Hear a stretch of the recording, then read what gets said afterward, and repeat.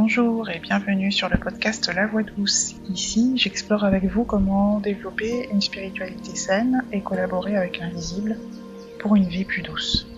Je m'appelle Marie, je suis neuroatypique et médium, exploratrice de l'invisible, amoureuse de la vie et du bonheur. Je suis aussi auteure et accompagnante spirituelle. Je communique avec la conscience de nos ancêtres, celles et ceux qui ont peuplé la Terre avant nous. Je les appelle les anciens. Aujourd'hui, je te propose un carto-podcast, comme j'aime à les appeler. C'est en fait un podcast pendant lequel je fais un tirage de cartes où je te révèle les messages des anciens. Bon, au moment où je te parle, je ne sais pas encore de quoi les anciens vont nous parler. Je vais tirer les cartes et te transmettre les messages au fur et à mesure. Ici, les anciens semblent vouloir nous parler de la façon dont nous cheminons vers la réalisation de nos projets.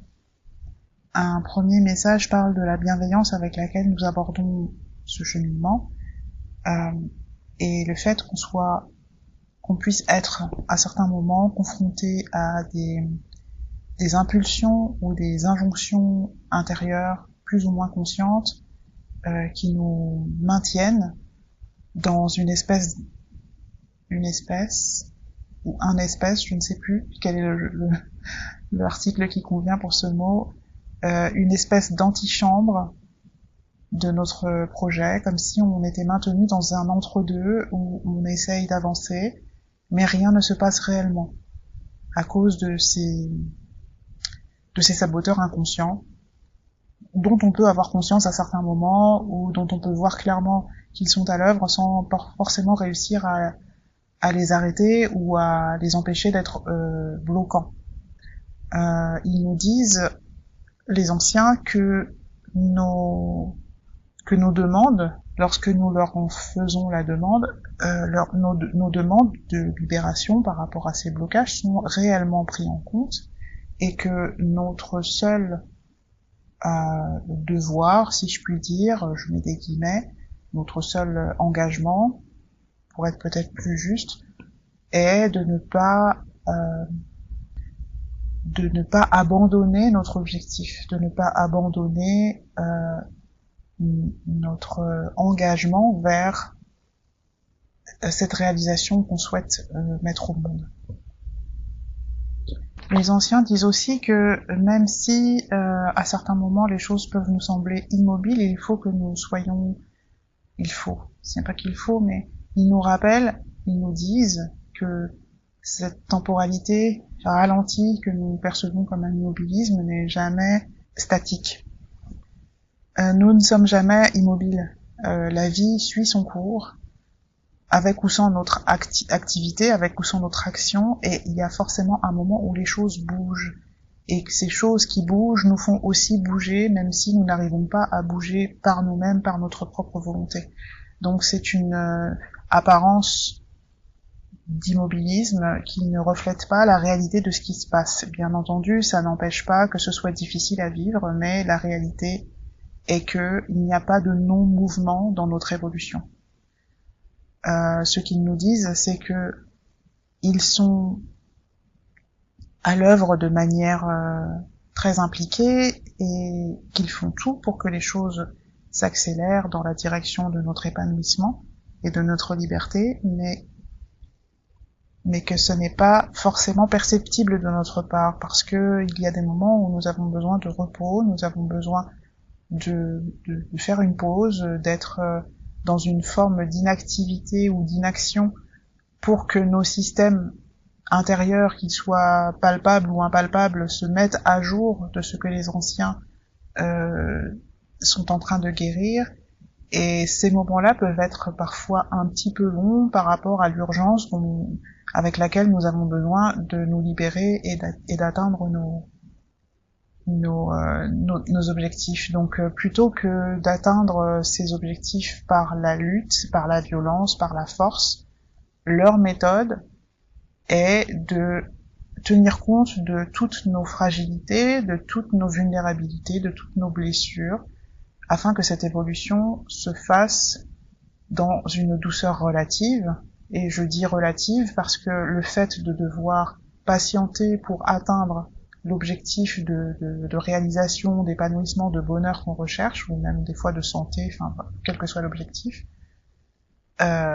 c'est douloureux de devoir attendre quand ça fait déjà longtemps qu'on est dans la souffrance.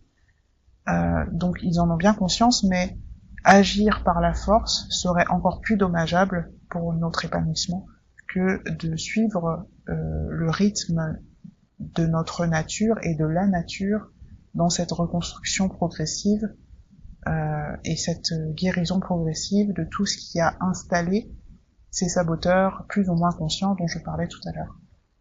Ici, il nous parle de ce sentiment de solitude qu'on peut avoir face à cette souffrance qu'on est obligé de supporter encore, malgré l'envie de s'en sortir, et de la tentation qu'on pourrait avoir de se croire interdit au bonheur, interdit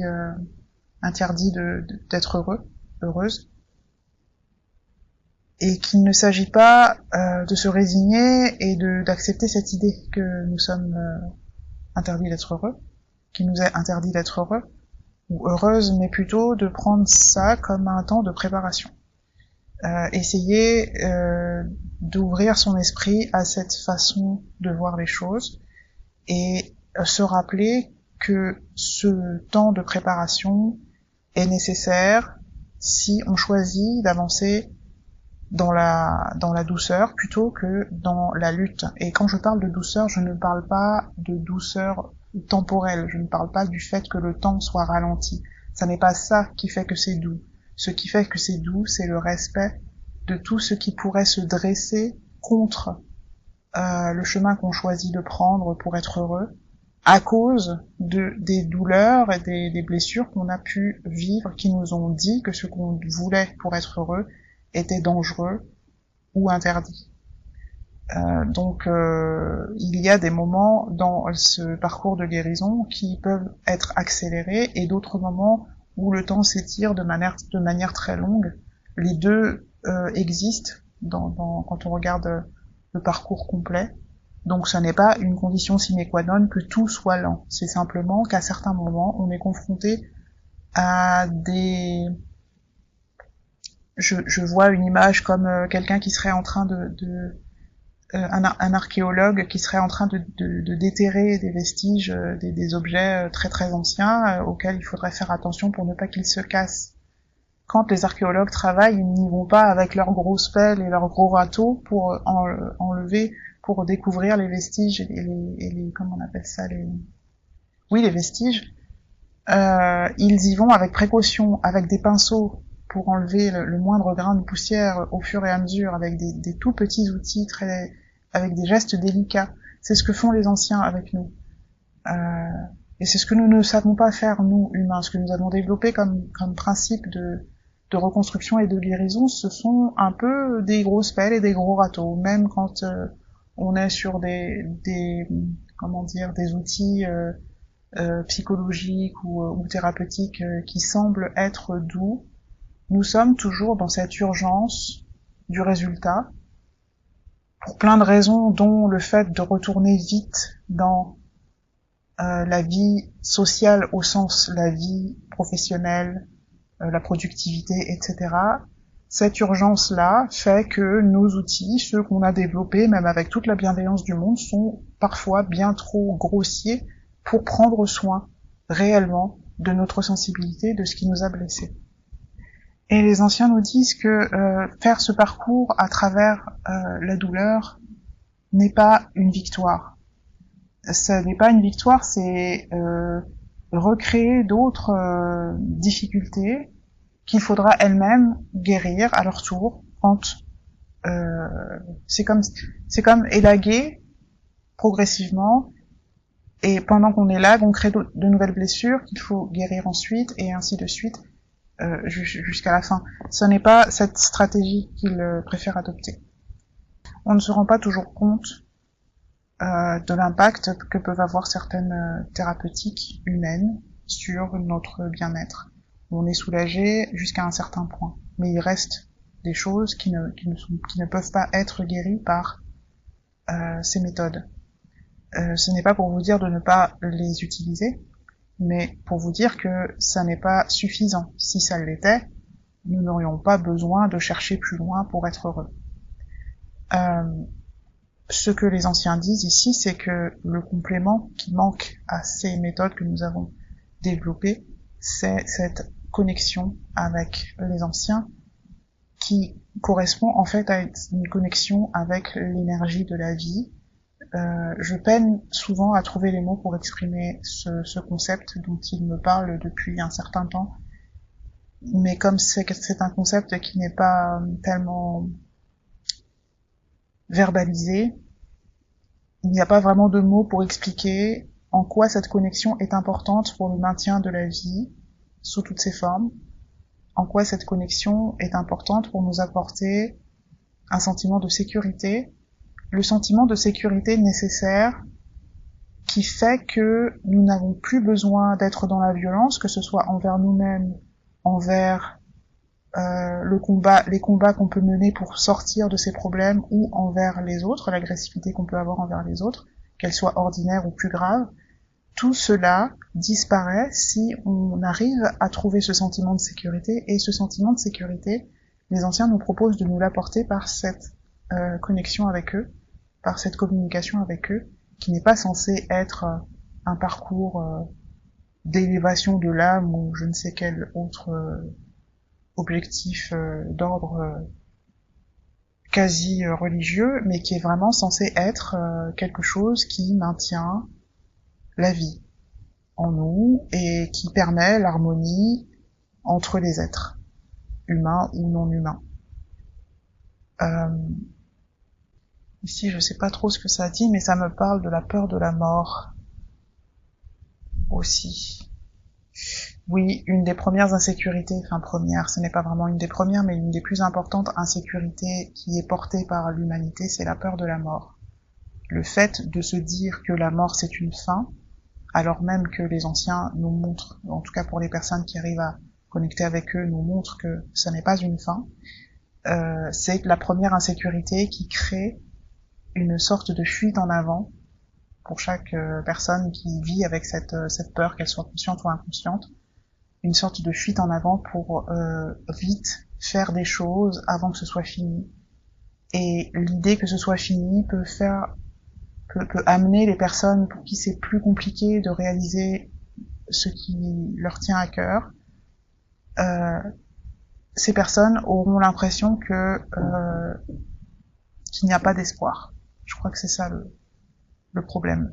En tout cas, c'est ce que me transmettent les anciens. Sortir de cette insécurité-là, pas de l'imminence, mais en tout cas de la présence de la mort comme étant une fin de la vie, et non pas comme étant un changement d'état, qui permet ensuite de pouvoir recommencer autrement, un autre cycle, avec d'autres capacités d'action, parce que moi, ce que je vis dans mon quotidien, et la façon dont j'interagis avec les anciens fait que je me rends bien compte que même au-delà de la vie matérielle, terrestre, charnelle, les anciens ont une capacité d'action sur la matière, non seulement à travers les idées qu'ils nous transmettent et qui font que nous agissons d'une certaine façon, mais aussi à travers je vais appeler ça les petits miracles du quotidien, comme par exemple leur influence sur les ondes électromagnétiques qui font que par exemple ils vont faire s'allumer un appareil qui n'est pas branché, ou des phénomènes comme ça. Ça prouve bien que la mort n'est pas la fin de la vie, ni la fin de la possibilité d'interagir avec ce qui est matériel. Faut pas oublier que même ce qui est matériel, c'est de l'énergie. C'est perceptible de manière tangible, mais c'est avant tout de l'énergie, des particules en mouvement, qui sont plus ou moins denses, plus ou moins, voilà. Je pensais pas qu'on allait aller jusque-là dans le message, mais je suis le mouvement. Ici, les anciens disent que nous sommes accompagnés dans tout ce que nous faisons. Accompagnés, ça veut dire qu'ils sont présents, qu'ils sont témoins de tout ce que nous faisons. ça ne veut pas forcément dire qu'ils peuvent agir avec nous. Cette action avec nous ne peut se faire qu'avec notre accord, ils le répètent souvent. Donc, parfois, ils sont simplement témoins et désolés de nous voir souffrir, de nous voir faire souffrir d'autres personnes, que ce soit volontairement ou non. Ils n'ont pas toujours la possibilité d'intervenir dans nos vécus. Ils interviennent au niveau de conscience plus ouverte, donc les animaux, les végétaux, qui sont des consciences qui n'opposent pas qui ne sont pas en opposition avec cette collaboration, cette co-création, comme on dit souvent. La seule espèce qui est en opposition avec cette collaboration, c'est l'espèce humaine. C'est ce que me transmettent les anciens. Voilà pourquoi, par exemple, les animaux peuvent être vecteurs de messages envers les humains, et les végétaux de la même façon. Donc il s'agit de comprendre comment notre intelligence, notre esprit analytique, notre raison, finalement, s'oppose à cette collaboration et commence à créer,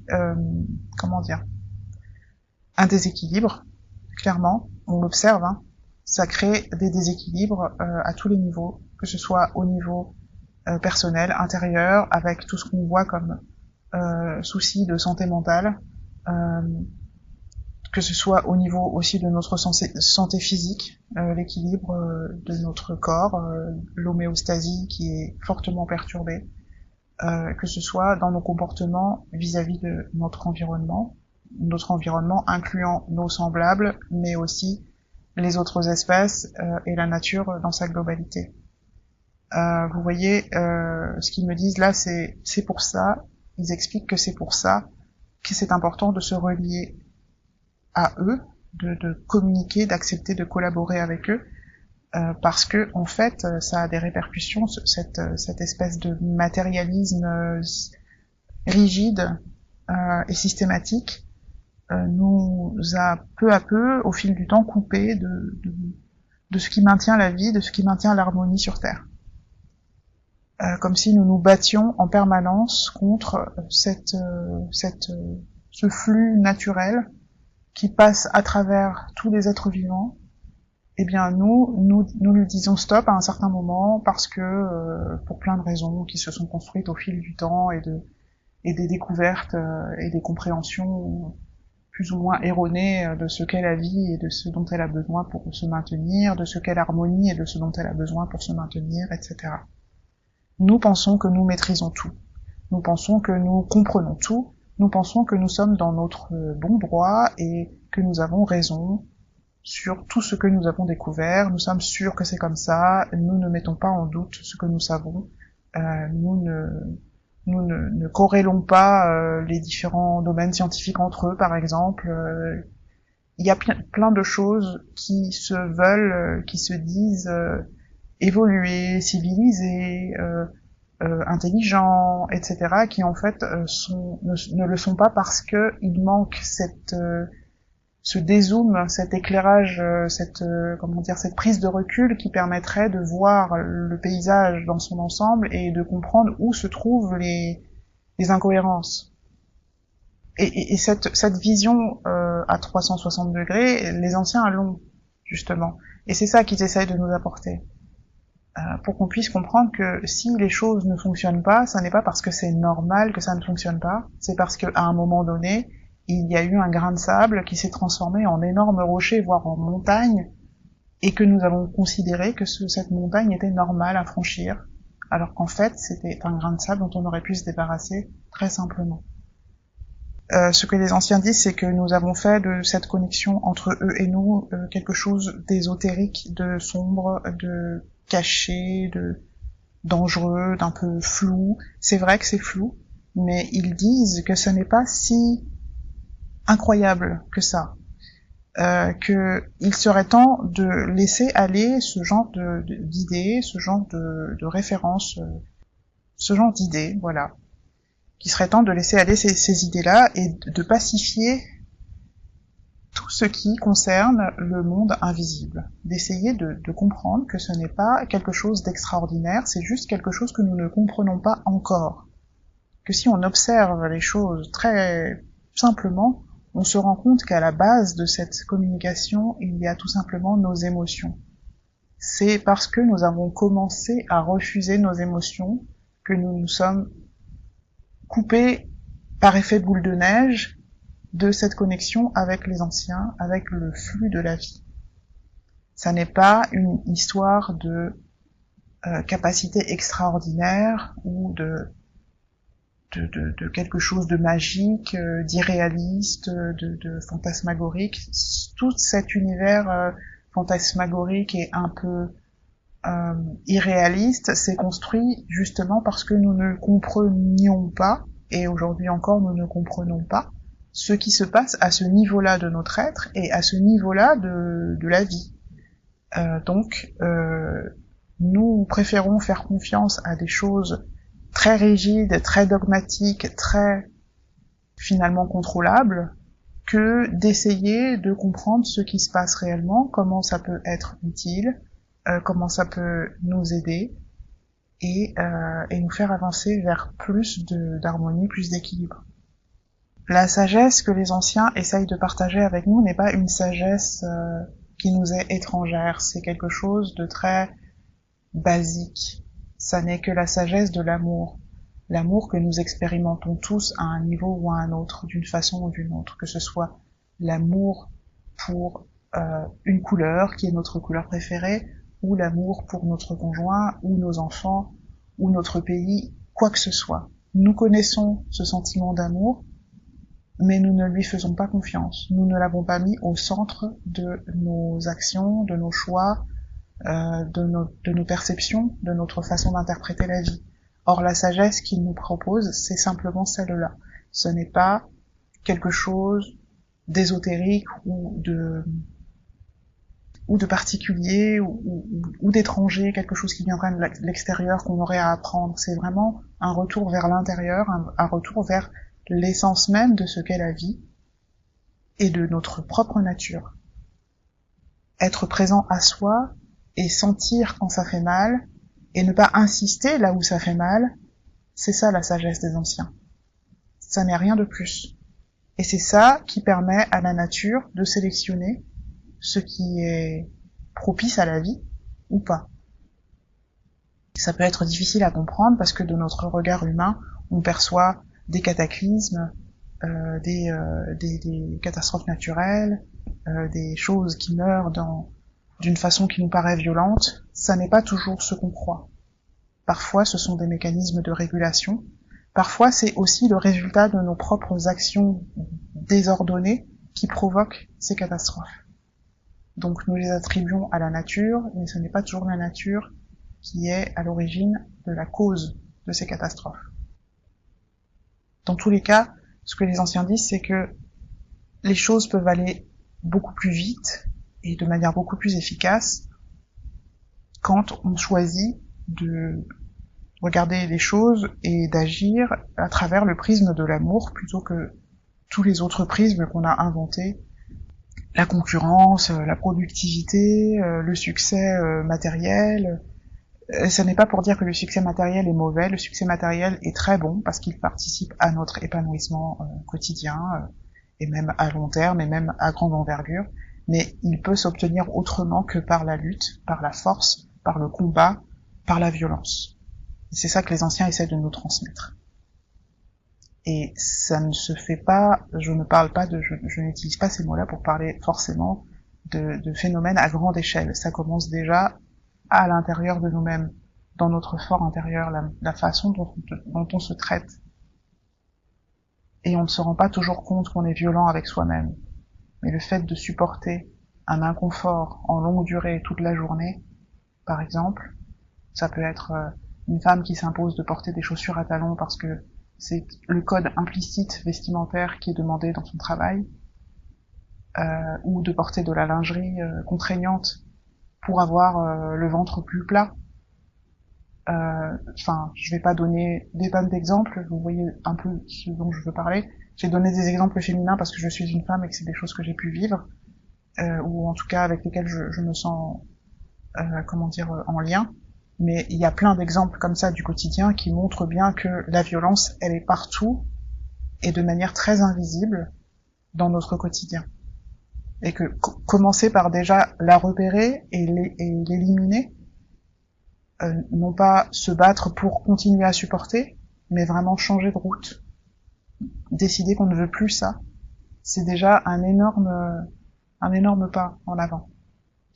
Et donc pour cela, il faut être présent à soi-même et savoir ressentir où est-ce que ça fait mal, que ce soit une douleur morale, une douleur physique, et choisir de refuser la douleur. C'est exactement ça la voie douce. Choisir de refuser la douleur. Et c'est parce qu'on aura fait ce choix au niveau idéologique que les douleurs sur lesquelles on pense ne pas avoir prise finiront par disparaître. Je parle ici des maladies et des choses de ce genre. Moi-même, je vis avec des douleurs chroniques que je suis en train de voir disparaître progressivement au fil du temps, au fur et à mesure que je persiste dans cette voie douce, ce que j'appelle la voie douce, qui est donc le refus de la souffrance, quelle qu'elle soit, sous toutes ses formes, autant que, à chaque fois que c'est possible pour moi, de faire quelque chose pour la faire cesser, je le fais systématiquement sans me poser de questions. C'est de plus en plus un réflexe pour moi, et je vois clairement les résultats. Bien sûr, ça ne sont pas des résultats qui correspondent aux promesses du marketing, qui promet toujours des choses très rapides, avec des résultats tonitruants. La vraie vie ne fonctionne pas comme ça. Donc on est toujours déçu quand on choisit une thérapie de pas avoir des résultats tout de suite, mais laissons le temps à la vie de faire ce qu'elle a à faire pour que les résultats se montrent.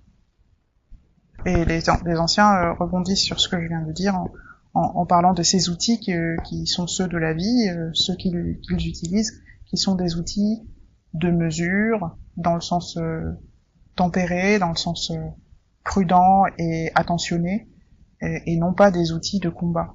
Bien sûr, pendant ce temps, on a à observer toute la souffrance avec laquelle on a vécu jusque-là, jusqu'à ce qu'on décide de changer de route.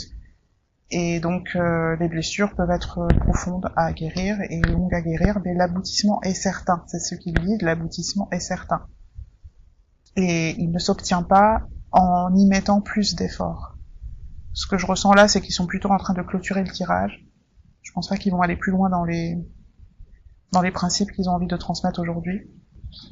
En tout cas, ils redisent que le chemin le plus sûr pour arriver au résultat, c'est celui de la douceur et non pas du combat. L'effort qu'il y a à fournir, si je puis dire, c'est de garder confiance malgré tout ce qui résulte de ce qu'on a vécu avant et ce qu'on a laissé faire avant ou de ce qu'on n'a pas vu qui était violent avant. Le seul effort, c'est celui-là, de garder confiance que la vie sait ce qu'elle fait, que les anciens savent ce qu'ils font, et qu'il n'est pas nécessaire de s'agiter pour que les choses changent. Ça nous paraît comme ça parce qu'on est habitué à être dans l'urgence permanente. Dans tout ce qu'on fait, on veut absolument que tout aille vite, et ce depuis des générations. On est dans cette accélération tout le temps. Bon, ça se voit au niveau technologique, il faut que tout soit toujours de plus en plus rapide. Ça n'est pas nécessaire. Et surtout, ça n'est pas sécure. Ça n'est pas bon pour la nature. On le voit bien avec ce qui se passe au niveau du réchauffement climatique et autres. Nous allons trop vite par rapport au rythme de la nature. Donc ça nous insécurise nous, et ça insécurise aussi notre environnement. Donc la façon de revenir à quelque chose de vertueux et d'harmonieux et de paisible, que ce soit pour soi ou pour l'environnement, c'est d'arrêter cette lutte permanente. D'arrêter de penser que le travail, qui est clairement considéré comme, pas considéré, mais abordé sous l'angle de la lutte, avec cette idée de performance, de concurrence, etc. Arrêter de travailler, ça ne veut pas dire n'obtenir aucun résultat. Le travail, enfin, je n'aime pas ce mot parce que du coup ça se rapporte quand même à de la torture, étymologiquement parlant. La réalité, c'est que l'être humain est fait pour créer avec la nature. pas être productif pour être productif. Donc retrouver sa vraie nature, c'est retrouver sa créativité, mais une créativité, comment dire, j'allais dire gratuite, mais non, c'est pas ça, parce que c'est normal d'obtenir une rétribution par rapport à ce qu'on crée. La première rétribution, c'est déjà la satisfaction de créer, mais ça n'est pas suffisant. Il faut que cette création soit utile. Et elle est utile si quelqu'un d'autre la voit et s'en sert. La voit, la perçoit et s'en sert.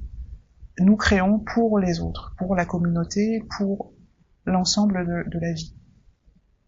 Et si on ne retrouve pas ça, eh bien notre travail est vain.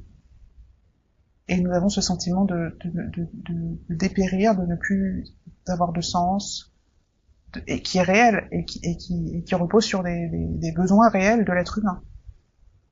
Donc voilà. Tout ça pour dire, gardez le cap de vos objectifs d'épanouissement, gardez la foi que c'est possible, et gardez surtout de cette guidance, s'il y a une chose à garder, c'est que le chemin le plus efficace de tout ça, c'est de se relier aux anciens et de travailler du coup c'est plus un mot qui est très pertinent, mais en tout cas de faire tout ce qu'on peut au quotidien pour cultiver la douceur envers soi-même, envers tout ce qui nous entoure. Enfin voilà, vraiment la douceur. Je m'arrête ici pour aujourd'hui. J'espère que ce tirage carto podcast, comme je l'appelle, aura pu vous éclairer, vous donner de l'espoir, vous faire vous sentir un peu mieux dans ce que vous traversez. Personnellement, moi, ça m'a fait beaucoup de bien. J'étais pas forcément très bien avant de lancer l'enregistrement. Je me sentais pas forcément très bien dans mes propres paradoxes intérieurs. Donc, ça m'a beaucoup aidé de recevoir ces messages et de les transmettre. Ça m'a aussi profité à moi. Je vous remercie de m'avoir écouté et je vous dis donc à la prochaine pour d'autres partages.